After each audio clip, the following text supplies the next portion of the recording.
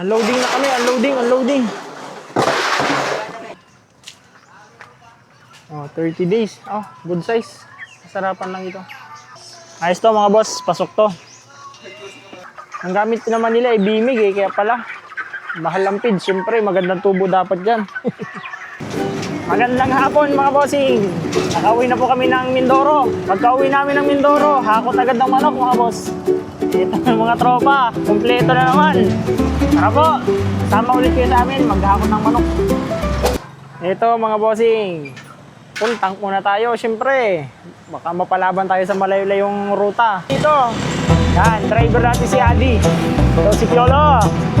Nasa kulungan ng manok.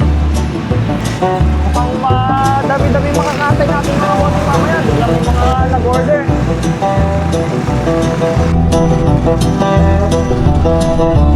Dito kami sa tulay ng Tubag. Dito kami kukuha sa Barangay Tubag.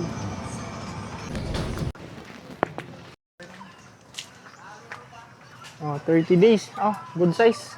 Masarapan lang ito. Naka 10 sako? 11. Ilang piraso po ito? 200. Ilan po ang namatay? 3 lang daw namatay dito. Ay, magaganda talaga. Ano, Piolo? Pasado? Ha? Ayos to mga boss. Pasok to.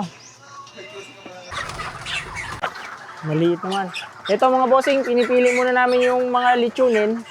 Kasi yun yung unang ilalagay namin doon sa baba ng tricycle. Pero mukhang walang papasok. Ang ganda ng grow nila dito. 30 days lang ito mga bossing ngayon. Pero halos wala na 1.5, 1.6. Ang ganda ng grow nila. 11 sacks sa 200. Ang gamit naman nila ay bimig kaya pala. Mahal ang feed. Siyempre magandang tubo dapat dyan.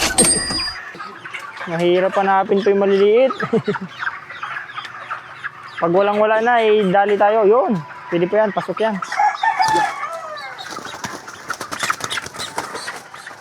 200 pieces ito mga bossing.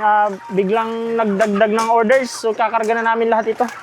200 piraso. Ito yung padalawang salang. 25 piraso. Ano natin kung ilan ang timbang. Ganda ng timbang, no? Oh. 30 days lang yan mga bossing ngayon. 476. Sige po. Ito mga bossing, payment na. Inabot na kami ng gabi. Ako po yung shoot. Boss, tawag yung tres.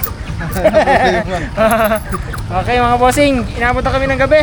Naikarga din natin yung 200 piraso na manok. Pakita mo yung 200 piraso na manok. Pinagkasya namin. Wow.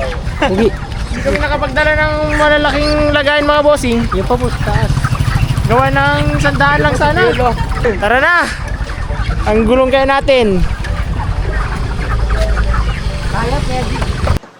Ito na mga bossing. Pinuno ko agad yung mga crates namin kasi overloaded kami.